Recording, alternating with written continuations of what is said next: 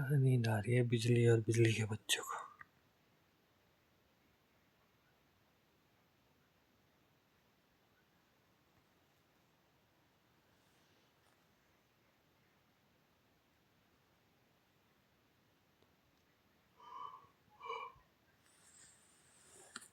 दिन में इस तरह गद्दी कुत्ते सुस्त हो जाते हैं, बिल्कुल सो जाते हैं, रात को हो जाता है एग्रेसिव।